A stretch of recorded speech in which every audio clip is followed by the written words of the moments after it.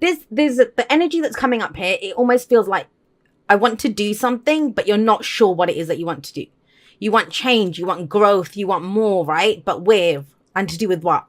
And that's what this week feels like, that you're trying to figure out. What is it that you want to increase, grow? We have the Two of Pentacles. So for some of you, you're taking on a lot, but it's a Two of Pentacles, right? So it's very minor energy. And I don't mean that. And, it can be very frustrating if you're the one that's having to juggle two things here. But it's about weighing up the pros and cons, trying to figure out which one works for me. Sometimes to do that, we take on two jobs, or we take on two things, two people, whatever, to try to figure out which one is the right fit for us. However, focusing solely on the two things, focusing on the practical details of the thing, that's not going to give you all the answers. And the moon very much as your advice says that too. Two of Pentacles says you need to put one of those down, take a step back and look at the bigger picture. Look at the bigger picture. And I kind of think that's because there are so many options right now. You can really go in any direction. And yeah, this is totally kind of channeled coming through. But it's the Ten of Swords. And I'll explain when I get to that.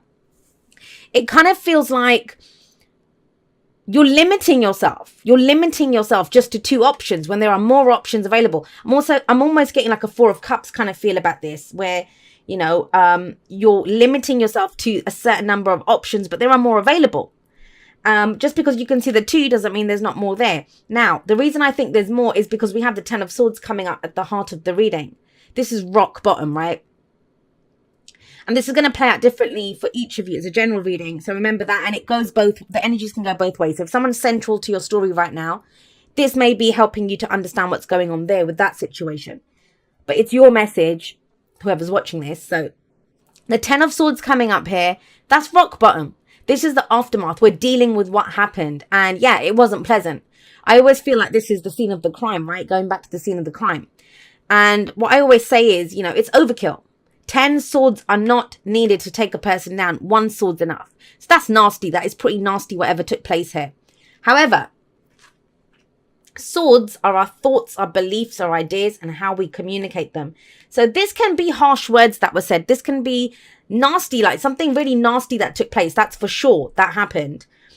But this can also be nightmares about what happened, where we're kind of replaying it in our heads, going over it again. And I know that's kind of Nine of Swords energy, but with the Ten of Swords, it's already happened. Nine of Swords, we're worried it's going to happen, or we're in the middle of it happening. But the Ten of Swords, it's happened. The writing's on the wall. We know who to trust. We know who not to trust. We know what works. We know what doesn't work. So it's time to go again. But how do we do that? By removing all the crap that happened here, taking one of the swords. That's how the cycle starts again with the Ace of Swords, right? And going forward from then. Now, if you've got nothing left, if you're at rock bottom, then what's the saying? The only way is up. But what are you going to choose? That's why I think it serves you to take a moment and to look at all your options, to kind of go really big. You don't have to limit yourself.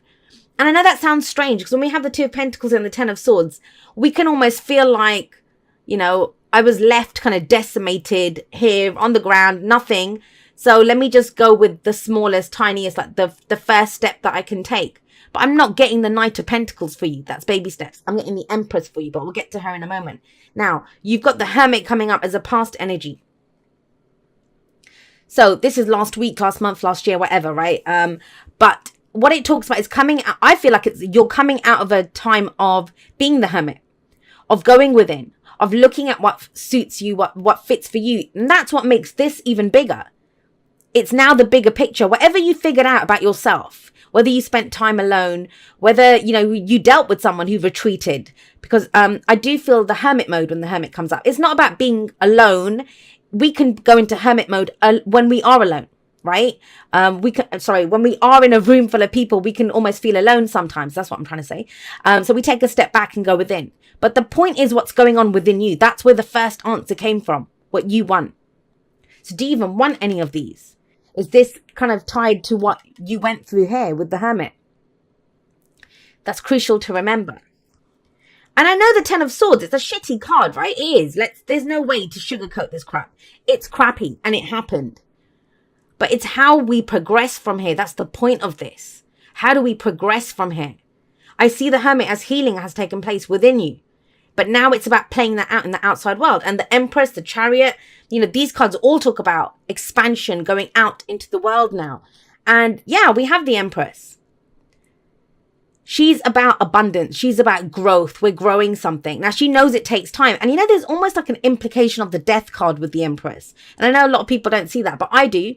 Because we always see the wheat around her. And in this deck, she's pregnant. Now, to grow a baby, to grow crops, whatever it is you're trying to grow, it takes time. And she understands that. She understands the cycles of life and death, which is you guys. You know, that's death energy. But with the Empress coming up here, it's almost... This is not growing something. This is settling for one of two things. There's more available here in the present. And that's what the Empress is showing you. Now, the Empress, she is a master manifester. She's very attractive. And I don't mean attractive as in beautiful. You know, you might think she is beautiful, but it's about attracting what you want to yourself, attracting the answers that you want, whatever it is that you're looking for. And there's very much an energy of like go big or go home. That's the kind of energy that's coming up here. So there's every potential to grow something new. The Empress is about new beginnings, but they come from you. Whatever the answers are, whatever you want to grow here, you already know the answer from your hermit time. Where does that go? If you decide to go with this, nurture this, grow this, and, you know, think about it. She's trying to grow a baby. That means she has to take care of herself. She has to eat the right things. You know, when a person's pregnant, that's what they take care of themselves to grow the baby. It's a healthy baby. Once the baby is born, the work's not over, right? Then we have to nurture and care for what it is that we've given birth to. So that can apply to projects. That can apply to relationships. I mean, she refers to abundance of all kinds. Anything that you want is possible when the Emperor shows up, but it comes from you. Once you get this idea or whatever it is that you're trying to grow or this abundance that you're trying to bring in, what happens then when we have the Chariot? No more kind of dilly-dallying around here with the swords that happen. And this is, I'm off. I'm done. I'm not going to hang around the scene of the crime. I'm not going to dwell on this anymore. Yeah, that happened. But think about it. You've learned the lessons from this. Whatever this was, if this was a betrayal, if this was deception, if this was, you know, sometimes it can be the loss of something. And with the Chariot coming up here, this is, I'm off. I have a new destination. I know where I'm going. But the seed is planted here in this week. Whatever it is that you're trying to grow, it happens here. And it takes you to victory. But you balance your head and your heart. And the energy picks up. Whenever the Chariot shows up, the energy picks up. And it can be a little overwhelming. You know, if you were in that chariot, which you are, you're the charioteer, and it was kind of speeding down the road, it can be overwhelming. You know, there's so much to do. Make sure it's going in the right direction. Make sure the horses are going in the same direction. So this is balancing your head and your heart. Now, I'm kind of getting that from these two. I kind of feel like this was the head work that was done. This is the kind of heart work that's done here. She's the mother figure, right? She's that kind of nurturing, caring element of the tarot. But, you know, we have, I'm going to say it again, guys. Whatever you're trying to balance here as you come into this week or trying to figure out, it seems too small. I mean, this is balance too, balancing head and heart, but it's bigger. It's a major arcana energy. We're off. We're ready to go. Now, what's your advice? How do you get to this? How do you understand what it is or which direction to go in or what to do with whatever it is you're trying to give birth to? The moon. The moon is coming up here. And this is your intuition. This is trusting your gut feeling. Now, I want you to imagine this. If you were in that chariot and the road ahead of you, it's the moon's out, you know, it's nighttime and there's a full moon, yes. But what do you do with that? You know, there's shadows up ahead. Are you going to stop your chariot or are you going to just speed through it? Are you going to let the shadows frighten you? Because we never know what's in the shadows until we go and explore it. That's why I always feel the moon is saying to us, can you walk this path in faith? Whatever happened here with the hermit, because that's sat above the moon. This has strengthened you. This has fortified you. You have some answer that you've come up with. Now, the moon's saying, can you trust that? I'd say, yeah, because the moon does say, trust your intuition. You're either going to get put off by what's going on around you, which I wouldn't advise, because you have answers here with these two. These have taught you some serious lessons with these two coming up. So the moon, right? And the thing what's in the shadows, we don't know.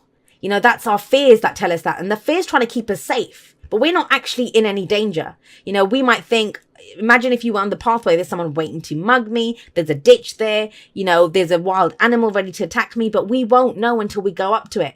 The moon asks you to look at your fears and doubts and then to go anyway, right? Feel the fear and do it anyway. That's kind of what's coming up here. And I get it. If this happened to you, no one wants this to happen again, right? No one does. But have a look. We start off with minor arcana energy. But it kind of takes off big time with this major arcana energy coming in. Now, what is major arcana energy? What's the difference? I know that some people don't realize the difference. I always think we have free will anyway, no matter what happens to us. But major arcana energy, it's stuff to do with our life path. It's the bigger kind of archetypes of our life. Whereas minor arcana is it's the day to day. I mean, the Two of Pentacles is that anyway. Making practical decisions to get through this day and that day. And yeah, I'm a big believer in that now, the present is the point of power. But whatever we're doing now, it's taking us in a certain direction, our life in a certain direction, right? And it kind of feels this week, you figure out where you want to take this, whatever you're trying to grow in your life. But don't limit yourself. That's what I'm going to say again. Don't limit yourself to just those options. There are more options available. And you know what? If you tell the Empress there's only 2 options available, she's like, screw it. I'll give birth to a 3rd option, a 4th option, a 5th, 6th, 7th, whatever I want, I can give birth to it. So it's very kind of empowering energy. And the Hermit is actually one of the big cards of self-empowerment, because you understand that I have the power to change this situation. I have the power to, whatever I've learned. And I do think this is one hell of a lesson to learn, right?